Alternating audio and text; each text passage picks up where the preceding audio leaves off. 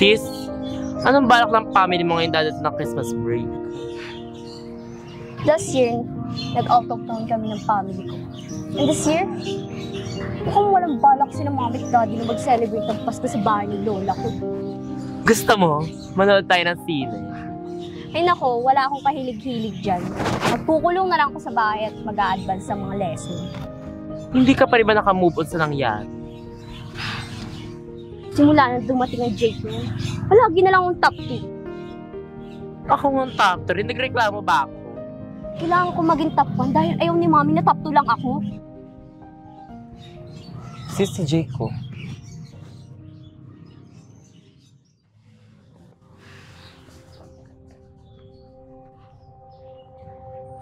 Ano bang problema niyong dalawa? Hindi kami ang problema.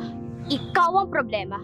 Simula nang dumating ka sa Gritchensa University, minalas na ang buhay ko. Tama. Dahil sa'yo, top 3 na lang ako na dating top 2. Aba, kasalanan ko ba na mas magaling ako sa inyo? Yabang mo ah. Tandaan mo, di mo alam kung sino kinakalaban mo. Anytime, kaya kitang patalsikin sa university. Eh di gawin mo. Sa tingin mo ba natatakot ako sa pagbabanta mo?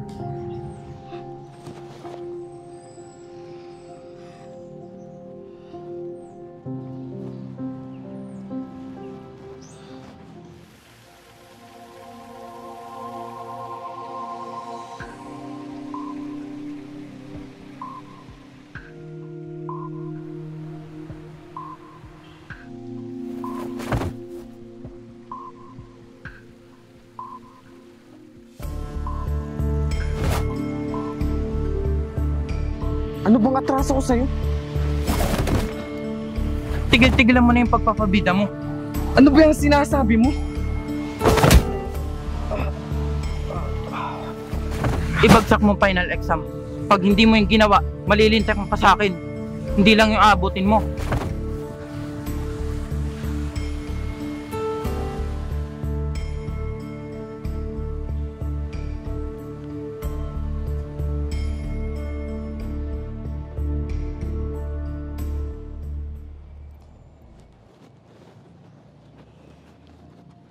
Hindi ka patas lumaban, Clarice. Ano ba sinasabi mo? At mukhang galit na galit ka sa akin. Ikaw ang nag-utos na ibagsak ko ang final exam, di ba? At bakit ko naman gagawin yun? Hindi ako tinuruan na magulang ko naman daya para lang magtagumpay. Clarice, tandaan mo, hindi ako natatakot sa'yo. Galit na galit, gustong manakit. OMG. Siya ang kapartner mo sa project natin sa arts. Ano? Hindi!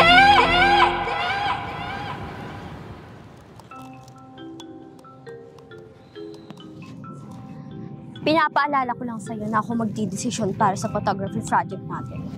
Bakit ikaw lang magdidesisyon? We are partners for this project, and you have to consider my decision. Bakit pa kasi ikaw ang naging partner ko? Eh bakit ka kasi galit na galit pag may nakakatalo sa'yo? Wala kang pakialam. Hindi ibig sabihin na magka-partner tayo. May karapatan ka ng sumausaw sa personal life ko. Diyan ka na nga. Magkita na lang tayo bukas. Mukhang nagkakamabutihan kayong dalawa. Tigil-tigilan mo nga ako, Sam. Hindi mangyayari yan. Taga mo yan sa brain cells mo. Ang init naman ng ulo mo. Tara, kumain na lang tayo. Libre mo. Let's go.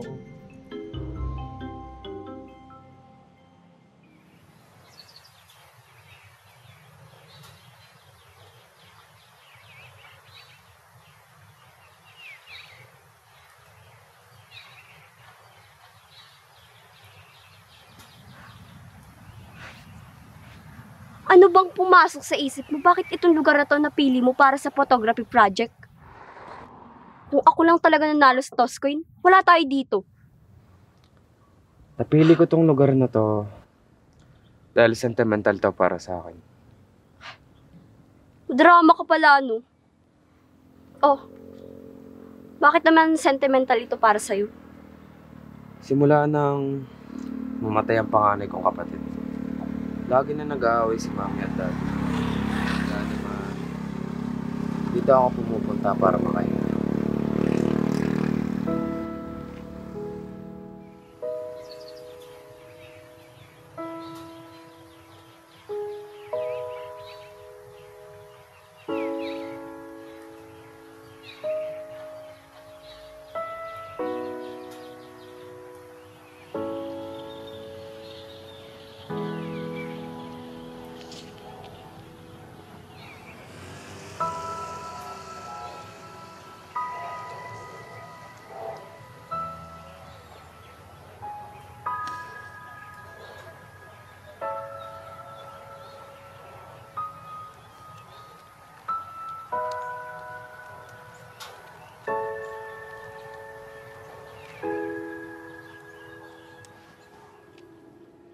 Gusto mo ng ice cream? Ibibigay ko sana to sa kalaro ko, kaso mukhang malungkot ka, kaya sa'yo ko na lang to ibibigay.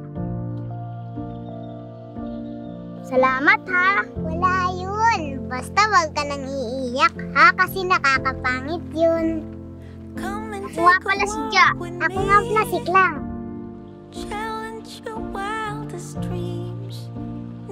Klang, huwag mo kong kakalimutan ha.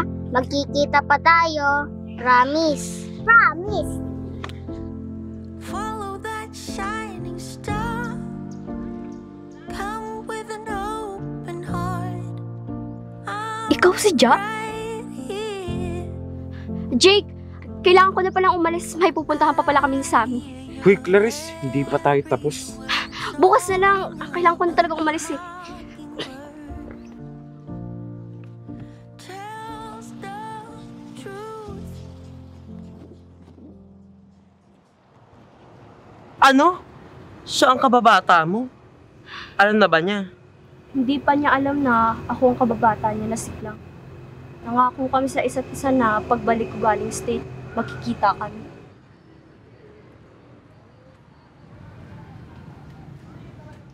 Clarice, kailangan na natin tapusin yung group project. Go sis. Aminin mo na. Tapusin niyo na yung project niya.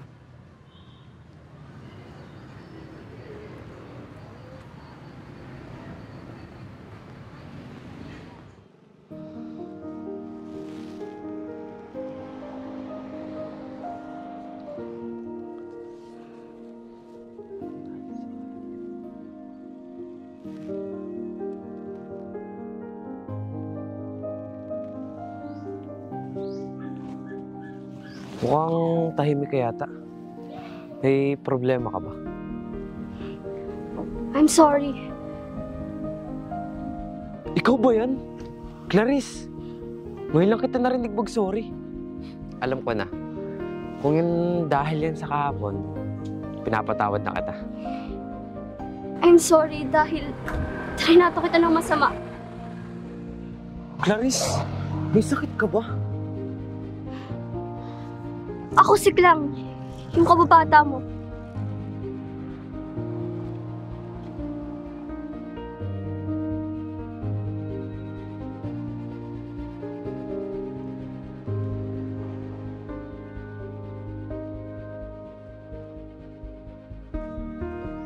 Ikaw si Klang?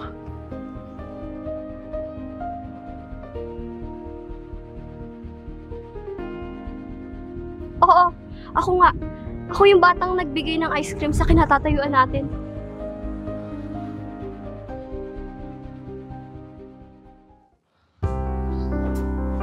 I'm sorry, Jo.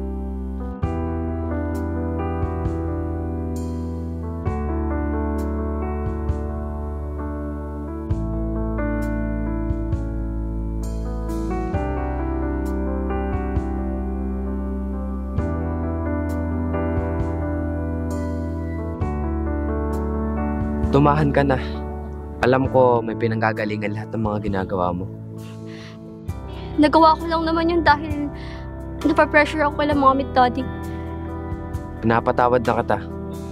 Ang mahalaga, nagkita na tayo. Walain mo yun. Matagal na pala tayo nagkikita. hindi lang natin kilala ang isa't isa. Tama na nga. Tuloy natin yung ginagawa natin.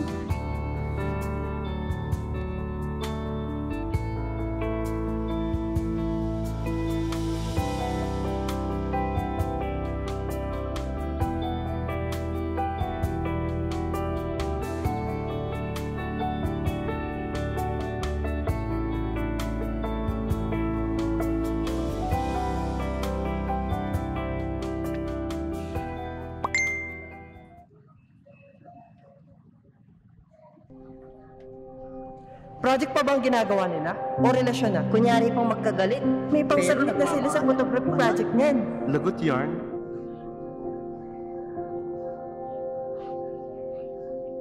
Sino may kagagawa nito?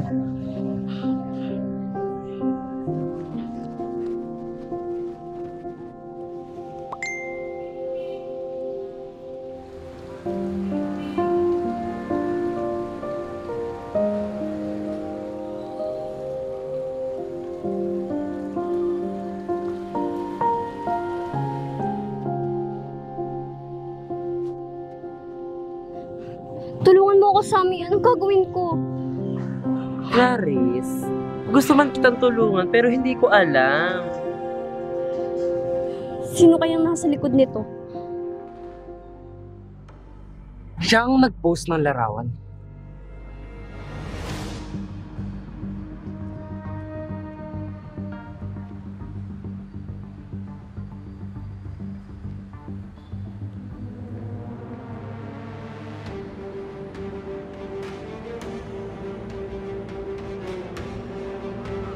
Ano? Imposible yan. Huwag mo pagbintangan ng kaibigan ko. Tinrace ko ang IP address ng larawan na nag-post sa group page ng campus. At IP address ni Sammy ang nalakit ko. Paano mo yung nagawa? Oo, ako nga.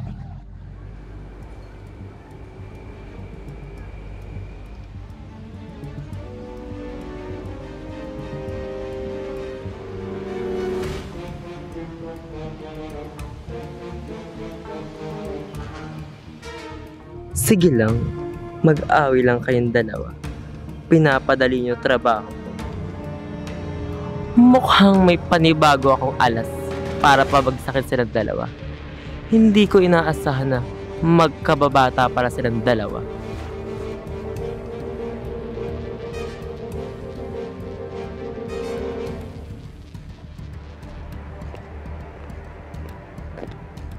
Ikaw ang nag-utos kay Vladimir na takutin ako. Nag-enjoy nga ako. Ginawa ko yun dahil pagod na akong maging anino yung dalawa. Itinuring kitang kaibigan. Pwes, ako, hindi. Pinaplastic lang kita. Mga oto-oto. Sigurado ako, mapapatalsik na kayo sa university. At ako na ang magiging top 1. Pakasama mo! Wala akong paki. Ang mahalaga sa akin, mapatalsik kayo. Talaga ba, Sammy?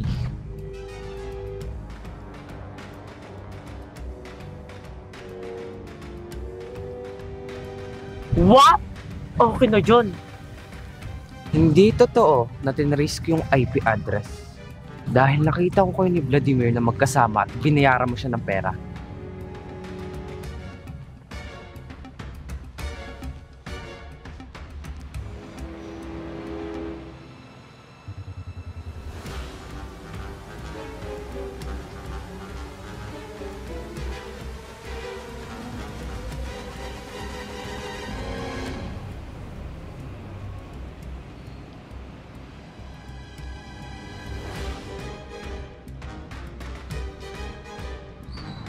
Inaantay ko lang na aminin mo ang totoo. Dahil alam kong mahihirapan ako sabihin kay Clarice na tinatraidor mo siya. Ang totoong kaibigan, hindi nang hihila pababa, kundi itutuwid ka sa mga likong gawain.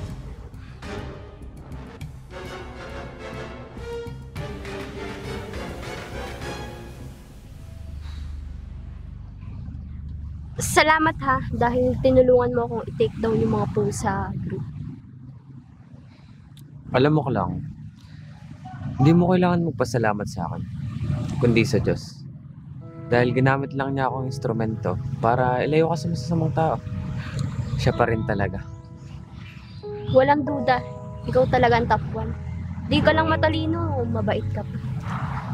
Alam mo, ang tunay na matalino, hindi yung magaling ka sa English, Science o Math, o kung ano pa. Kung di, yung nakikinig ng salita ng Diyos at tumutupad nito. Clarice, Jake, salamat ha. Dahil hindi nyo hinayaan ma-expel ako sa university. Pinagsisi at tinatalikuran ko na lahat ng ginawa kong masama para iangat ang sarili ko.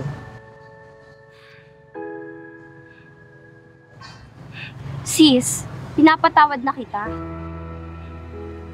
Kung ang Diyos nga, binigay niya ang kanyang kaisa-isang anak na si Jesus para patawarin at bayaran ng mga kasalanan ko.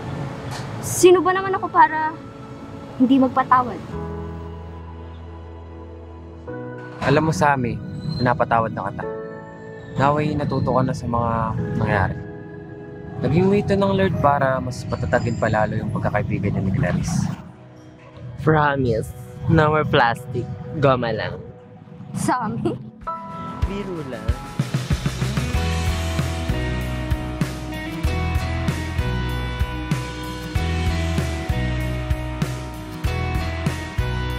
When I was lost and hopeless, when I was at my worst, it's grace that you extended that I did not deserve.